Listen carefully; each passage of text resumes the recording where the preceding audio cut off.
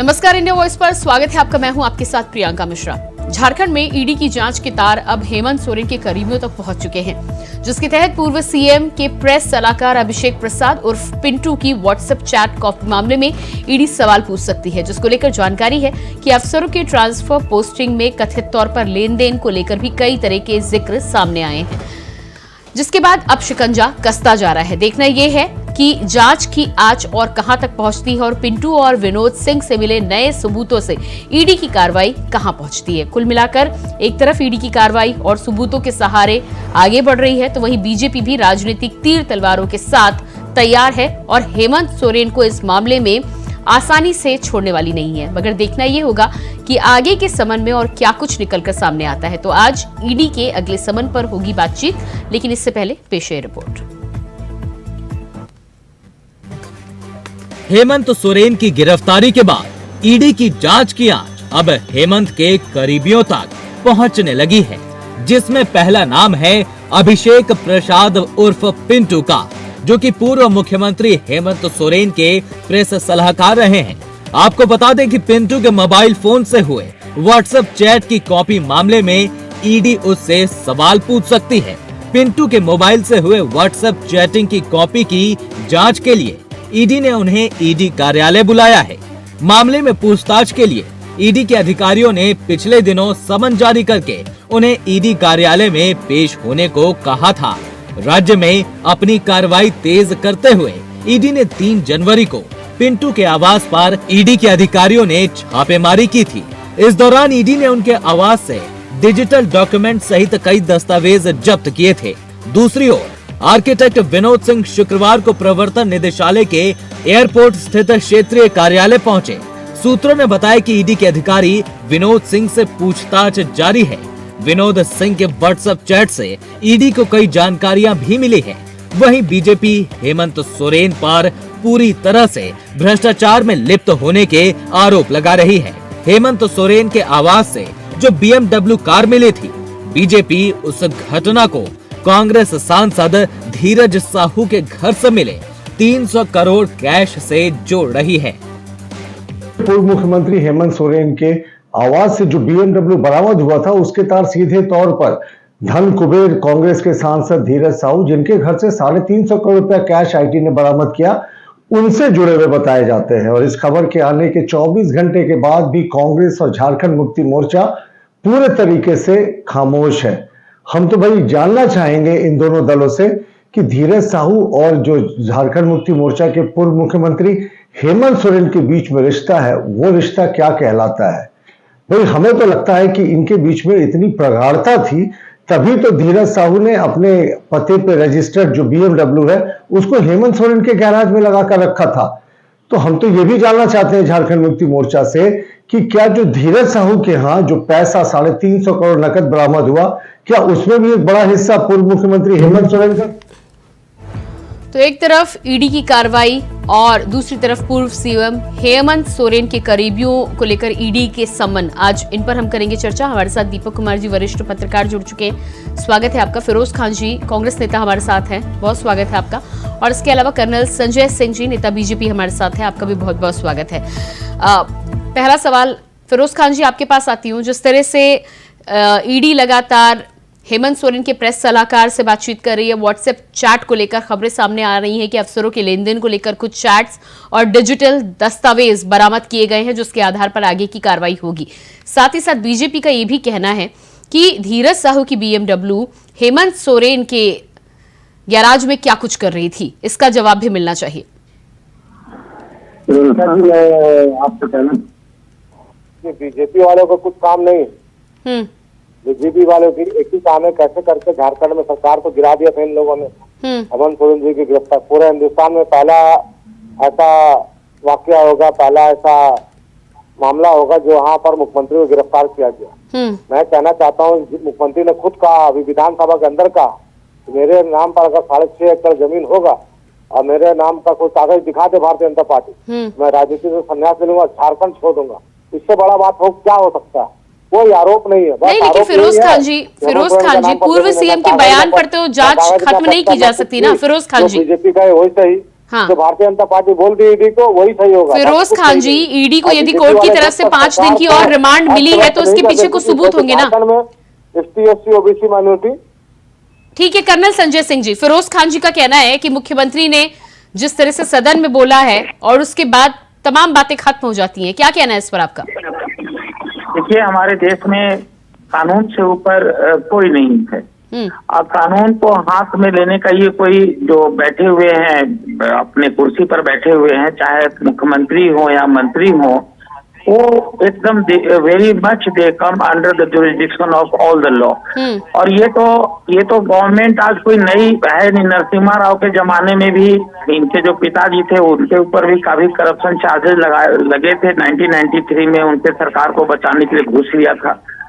और पूरा झारखंड देख लिए, युवा वर्ग त्राहिमाम कर रहा है और युवा वर्ग आज एग्जाम देने के लिए गरीब झारखंड प्रदेश है जहां का लिटरेसी परसेंटेज तकरीबन जो है 68% है। यहाँ का युवा वर्ग बेचारा कितना पैसा खर्च करके एग्जाम देने जाता है, उस सोच के जाता है कि मुझे सरकारी नौकरी मिलेगी, लेकिन वो प्रश्न पत्र भी इनके मिले जुले भगत ये जो इनकी जी मिली जुली कार्रवाई है उसे प्रश्न पत्र आउट कर दिया जाता है। आपको पता होगा इनके बहुत करीबी जो एक विनोद सिंह नाम के जो संवेदक हैं, कॉन्ट्रैक्टर, उनके घर से युवाओं के जो अभी भी एग्जाम में जेएसएससी का एग्जाम हुआ था उसका एडमिट कार्ड मिला था। ये साक्ष्य, ये प्रमाण क्या है? कॉन्ट्रैक्टर के घर में उसी एग्जाम का एडमिट कार्ड मिलता है जिस एग्जाम का प्रश्न पत्र आउट कर दिया जाता है। आप समझ सकते हैं कि कहां तक गिर गए हैं, युवाओं का भविष्य बेच रहे हैं। और वही नहीं, हमारा डिफेंस सेना को तो ऐसे लोग, ये सोचिए तो उस व्यक्ति को जिसने अपना जमीन डिफेंस को दिया होगा कि भारतीय सेना यहाँ पर आकर के अपना यूनिट बनाए, प्रशिक्षण करे, और उस डिफेंस को, लैंड को इन लोग बिल्कुल कैसे कैसे कहाँ से कागज मंगाया, कहाँ उसको डुप्लीकेट पेपर बनाया, फिर बिल्कुल रैकेट की तरह उसको बेच दिया नहीं, गया। लेकिन जिस तरह से विधानसभा में पूर्व सीएम ने कहा है कि उनके नाम पर यदि कोई लैंड होगी तो वो राजनीति से संन्यास ले लेंगे। उसी दिन खबर ये भी आई थी कि लैंड फिर से ट्रांसफर करने को लेकर भी कुछ फैसला निकलकर सामने आया था। इसके बाद क्या कुछ कहना है? लैंड वाला मामला तो लगभग एक तरफ सॉल्व होता हुआ नजर आ रहा है। देखिए, लैंड का मामला, आप जैसे बेनामी संपत्ति का नाम आपने सुना होगा। अगर बेनामी संपत्ति के नाम ईडी को क्यों लाया गया, जब ये मामला पूरा का पूरा अगर नॉर्मल पुलिस और कोर्ट और इसके मामले से होना ही था, तो ईडी जो है स्पेशलिस्ट है इस मामले में। बेनामी संपत्ति आखिर अगर कोई वाक्य का, अगर कोई शब्द का निर्माण किया गया है तो कहीं ना कहीं इसका तो कुछ न कुछ प्रमाण है कि वहां पर स्थानीय लोगों से पूछा गया, वहां के समिति से पूछा गया, वहां पर हमारे लोग गए हैं, ईडी गई है, उनके पास में वीडियो रिकॉर्डिंग है, ये जमीन किसकी है। उसके बाद जो जमीन का मालिक है वो खुद, जिसके नाम पे जमीन है वो खुद बोल रहे हो। फिर इनके नाम का पूरा पत्र तो हमारे जो नेता हैं, प्रदेश अध्यक्ष हमारे बाबूलाल मरांडी जी ने अभी तो प्रेस कॉन्फ्रेंस करके सबको बता दिया, तो बच क्या गया? ये तो गलती करने वाली बात हो गई कि मेरे नाम पे कुछ नहीं है। दीपक कुमार जी, आपके, हाँ ठीक है, मैं आपके पास आती हूँ। दीपक कुमार जी, इस पूरे मामले में एक तरफ ईडी जिस तरह से कार्रवाई कर रही है, प्रेस सलाहकार पिंटू और विनोद सिंह के माध्यम से जो डिजिटल साक्ष्य ईडी को मिले हैं, और मुख्यमंत्री की बात को लेकर कर्नल संजय सिंह का जिस तरह से कहना है, उस पर क्या लग रहा है आपको? ईडी को लेकर अभी तक कहा जा रहा था कि सबूत नहीं है, लेकिन सबूत अब धीरे धीरे कर सामने आ रहे हैं। देखिए, संजय सिंह सेना से रिटायर्ड किए हुए हैं और सेना का देश की जनता के दिलों में एक अलग ही सम्मान होता है, मेरे लिए भी सम्मानित है जी। लेकिन अब वो बीजेपी ज्वाइन कर चुके हैं तो स्वाभाविक और पार्टी के प्रवक्ता के रूप में बोल रहे हैं। अभी संजय जी ने कहा कि जो जमीन थी, जिसके कागज थे, वो व्यक्ति कह रहा है, और बाबूलाल मरांडी जी ने कहा, सब कुछ कहा, सारी बातें संजय जी कह रहे हैं, लेकिन जिस कागज का जिक्र किया जा रहा है वो कागज अगर ईडी के पास आ चुका है, जो कागज इस बात को प्रूफ कर रहा है, और आज 9 तारीख है प्रियंका जी, आज अदालत में जो है उस सबूत को पेश करने का दिन है। आज 9 तारीख है, ईडी को समय दिया गया था कि 9 तारीख को आप आरोप पत्र दाखिल करेंगे, 12 तारीख को हाईकोर्ट सुनवाई करेगी। तो अभी ईडी ने जमा किया कि वो तुम्हें जानकारी नहीं है। तो ये बात है कि सवाल है कि जनता पार्टी भाजपा करिए कि वो कागज है या आरोप, वो तो नहीं हो, चूंकि भाजपा के करने पर तो अदालत फैसला नहीं सुनाएगी। जब तक ईडी आरोप पत्र दाखिल नहीं करेगी, वो सारे सबूत हेमंत सोरेन को गिल्टी ठहराता है कि उनके नाम से वो जमीन है 8.5 एकड़ जमीन, तभी हेमंत सोरेन जी को सजा मिलेगी। अभी तो सिर्फ स्ट्रॉन्ग एविडेंस जो ईडी कर रही है उसका नाम उनको कस्टडी में ले गया। दूसरी बात, अब सवाल स्टार्ट हुई थी 8.5 एकड़ जमीन को लेकर के, लेकिन अब जो 500 पेज का व्हाट्सएप चैटिंग आया है जी, उस चैटिंग में और नए नए खुलासे हो रहे हैं, जिसमें कि जेएसएससी का मामला आ रहा है, जिसमें ट्रांसफर पोस्टिंग का मामला आ रहा है जी। हेमंत सोरेन जी का तो मोबाइल कल्पना सोरेन के पास वो घर में ही छोड़ के आ गए। अब है कि जो पिंटू श्रीवास्तव और विनोद सिंह के बीच की बातचीतें हो रही है, तो अब जब ईडी ने दोनों को सम्मन जारी करके आज दोनों को बुलाया है, विनोद सिंह को भी और पिंटू श्रीवास्तव को भी, कि पिंटू श्रीवास्तव आखिर किससे बात करते थे, ट्रांसफर पोस्टिंग वो खुद करते थे, क्योंकि वो मुख्यमंत्री के प्रेस सलाहकार रहे हैं, मुख्यमंत्री के साथ ही चलते हैं। मैंने कई बार देखा है सार्वजनिक मंचों पर भी कि सारे अगर वो कहीं किसी जिले में जाते हैं तो वहां के आईएएस अधिकारी और सचिव और सब उन्हीं से बात करते हैं, पिंटू श्रीवास्तव से। तो अब सवाल उठता है कि पिंटू श्रीवास्तव ने अगर मान ली वो इन्वॉल्वमेंट है तो क्या इसमें मुख्यमंत्री इन्वॉल्व है कि नहीं, या पिंटू श्रीवास्तव ने अपने प्रेस सलाहकार के पद का फायदा उठा करके उन्होंने ये सब काम किया। तो ये सब तो जांच का विषय है। और तीसरी नहीं, बात, लेकिन दीपक जी बिल्कुल ठीक कह रहे हैं आप, जांच का विषय है, लेकिन जांच से पहले ना किसी को दोषी कहा जा सकता है, ना किसी को निर्दोष कहा जा सकता है। हाँ, बिल्कुल सही बात है। किसी को ना तो निर्दोष कर सकते हैं, निर्दोष इसलिए नहीं कर सकते कि कुछ स्ट्रॉन्ग एविडेंस है तब कस्टडी में लिया गया है जी, और दोषी इसलिए नहीं कि अभी आरोप दाखिल भी नहीं हुआ और अभी अदालत ने कुछ नहीं कहा। तीसरी पॉइंट प्रियंका जी, कि धीरज साहू का BMW दिल्ली स्थित आवास पर हेमंत सोरेन के आवास पे मिलता है। तो देख, वो सांसद है और मुख्यमंत्री का भी सरकारी आवास दिल्ली में, हर मुख्यमंत्री का होता है दिल्ली में आवास, आप भी जानती है, तो उनके हेमंत सोरेन का भी मुख्यमंत्री आवास है। अब हो सकता है कि उन्होंने BMW, अब यहाँ से तो गाड़ी लेकर के बाय प्लेन जाएंगे नहीं दिल्ली, तो हो सकता है कि गाड़ी मंगाई हो, लेकिन अब वो गाड़ी वहां पे अगर ये नहीं, लेकिन दीपक जी जब जांच चल रही होती है ना कई मामलों में, तो हो सकता है आप पॉजिटिव वे में सोच सकते हैं, लेकिन जांच एजेंसियों से लेकर विपक्ष पॉजिटिव वे में क्यों सोचेगा? ये तो राजनीति है ना, राजनीति में तो मैं बिल्कुल ये नहीं कह रहा हूँ ईडी, मैं बिल्कुल ये नहीं कह रहा हूँ कि ईडी जो है पॉजिटिव वे में सोचे या बीजेपी सोचे। बीजेपी अगर ये पॉजिटिव वे में सोचेगी तो उनकी तो राजनीति खत्म हो जाएगी जी, उनको तो नेगेटिव ही सोचना है। लेकिन ईडी भी जो है निष्पक्षता से जांच करे तो निश्चित रूप से जो है बातें स्पष्ट हो पाएगी। ठीक है कर्नल संजय सिंह जी, बातें हवा में ही हो रही है। ठीक है, आती हूँ मैं। कर्नल संजय सिंह जी, जिस तरह से दीपक कुमार जी ने यहाँ पर सवाल उठाए हैं और उनका साफ तौर पर कहना है कि जांच अभी चल रही है, मेरी आवाज आप सुन पा रहे हैं कर्नल संजय सिंह जी? आपके पास आती हूँ। फिरोज जी, क्या कहना है इस पूरे मामले में? दीपक जी जिस तरह से कह रहे हैं, लेकिन आप निर्दोष बता रहे हैं, ईडी की जांच चल रही है लगातार, ईडी के द्वारा ये माना जा रहा है कि जांच जब तक पूरी नहीं होती तब तक कुछ कहा नहीं जा सकता, तो ना तो निर्दोष कहा जा सकता है ना दोषी कहा जा सकता जब तक जांच पूरी होती नहीं है। प्रियंका जी, मैं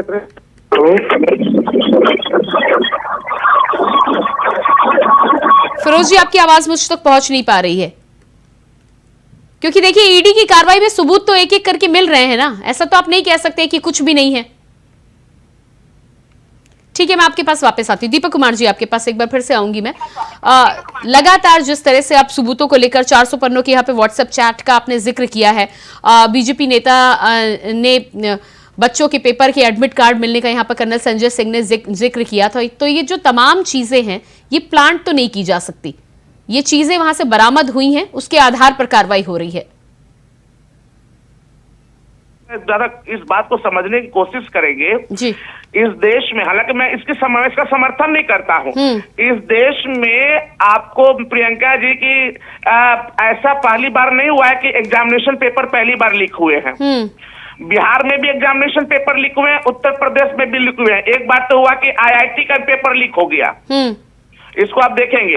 तो लेकिन चूंकि झारखंड में अभी ईडी की जांच चल रही है और उसी दौरान जो होता है ये CGL का पेपर लीक हो जाता है, और तुरंत इसके ऊपर केंद्र की सरकार ने नियम भी बनाई है, 1 करोड़ का वो जुर्माना, जेल वगैरह जो नियम बनाए हैं। तो सवाल उठ रहा है प्रियंका जी कि मैं ये नहीं कह रहा हूँ ईडी जांच करे, ईडी को जिस पॉइंट पे लग रहा है, लेकिन जांच कहां से स्टार्ट हुई थी? जांच स्टार्ट हुई थी पहले की अवैध पत्थर खनन का, उसके बाद जांच स्टार्ट होने लगी अवैध जमीन का, अब व्हाट्सएप चैटिंग मिल रहा है, पेपर लीक का, ट्रांसफर पोस्टिंग का। तो सवाल यह भी उठता है प्रियंका जी, तो आरोप पत्र दायर होगा तब कि सवाल है कि किस मुद्दे पे हेमंत सोरेन को घेरना है। ठीक है, ठीक है, आपके सवाल को लेकर मैं कर्नल संजय सिंह जी, आपने सवाल सुना, दीपक कुमार जी सवाल उठा रहे, जवाब दीजिएगा। प्रियंका जी मैं कह रहा हूँ सबूत तो है बीजेपी के पास, अभी तो सबूत खोज रहा है, जहाँ सबूत नहीं मिलेगा हेमंत सोरेन को फेल हो जाएगा। चोर जो है तो दूसरा क्राइम पहले से किया हुआ हो या कोई प्रेजेंट में क्राइम कर रहा हो तो उसे क्या छोड़ देंगे? ये तो कोई तर्क नहीं हुआ ना कि हम एक चीज पे सवाल उठाए थे और दूसरा ये पेपर लीक मामले में भी इनके एविडेंस मिल रहे हैं। नहीं, लेकिन दीपक कुमार जी का ये कहना है कि उन्हें संशय है कि जांच किस दिशा में हो रही है। नहीं, जांच देखिए, ईडी एक मल्टीफेरियस गवर्नमेंट ऑफ इंडिया का एक जांच एजेंसी है। आप ये नहीं बोल सकते हैं कि ये गए थे जांच करने के लिए अपने जमीन के पेपर का और वहाँ पर उनको जहाँ पर कुछ ऐसे भी आपत्तिजनक कागजात मिले हैं उनका कनेक्शन क्यों नहीं आता? इन्फोर्समेंट डायरेक्टरेट का मतलब क्या है? आय से ज्यादा संपत्ति के ऊपर में जांच करना, आय से ज्यादा संपत्ति के साथ जहाँ जहाँ जुड़ेंगे, चाहे वो जमीन से जुड़े, चाहे वो माइंड से जुड़े, चाहे वो पेपर लीक से जुड़े, चाहे वो सारा का सारा मामला जो है तो ईडी को पूरा हक है उनको चेक करने का, इस पर कोई आपत्ति होनी नहीं चाहिए। 47 विधायक हमारे पक्ष में वोट डाले, 29 विधायक डाले बीजेपी के पक्ष में वोट। फिरोज खान जी, अभी सरकार गिरने वाली नहीं है। अब ये कह रहे हैं कि मंत्रिमंडल विस्तार नहीं होगा, सब विधायक भाजपा नहीं, फिरोज खान जी सरकार की आज बात ही नहीं हो रही है, यहाँ पर ईडी की जांच की सीधी सीधी बात हो रही है। फिरोज खान जी सवाल सुन लीजिएगा। अरे फिरोज खान जी शांत हो जाइए, सवाल सुन लीजिएगा। कर्नल संजय सिंह का कहना है कि यदि एक दिशा में जांच हो रही है और उसके बाद ईडी इन्फोर्समेंट डायरेक्टरेट है, यदि कहीं से भी कोई ऐसी जानकारी मिलती है जहां पर लेन देन जो है वो नाजायज हो रहा है तो उस पर जांच कर सकती है, तो उस पर आपत्ति क्या है? फिर वो जांच किसी भी दिशा में हो, यदि सबूत मिल रहे हैं, यदि कहीं ना कहीं झोल हुआ है तो उस पर कार्रवाई करना तो ईडी का काम है। जी फिरोज खान जी, मेरा सवाल सुना आपने?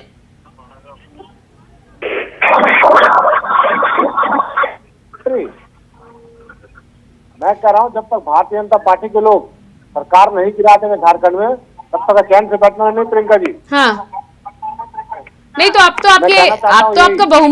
तो आपको बहुमत मिल चुका है ना, आपका मंत्रिमंडल का विस्तार भी हो जाएगा, सरकार तो आपकी चली जाएगी, हेमंत सोरेन को सरकार तो आपकी चल ही जाएगी। जी ईडी ने, हाँ ईडी ने जेल भेजा है तो सबूत चाहिए ना, आप सबूत ढूंढ रहे हैं लोग, सबूत तो है नहीं। नहीं, लेकिन ईडी को 5 दिन की कोर्ट से रिमांड बढ़ाई गई है, एक बार पहले मिली थी फिर मिली है, तो कुछ तो सबूत होगा तब कोर्ट ने दिया है कि कोर्ट को भी आप मानने को तैयार नहीं है।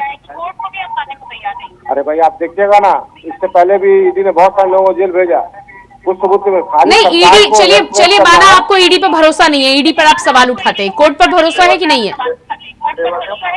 कोर्ट पर भरोसा है कि नहीं है? हाँ, कोर्ट पर पूरा भरोसा है। तो कोर्ट ने अगर 5 दिन की रिमांड ईडी को बढ़ा कर दी है, तो कोर्ट ने अगर 5 दिन की रिमांड ईडी को बढ़ा कर दी है तो कोई वजह होगी कि नहीं होगी?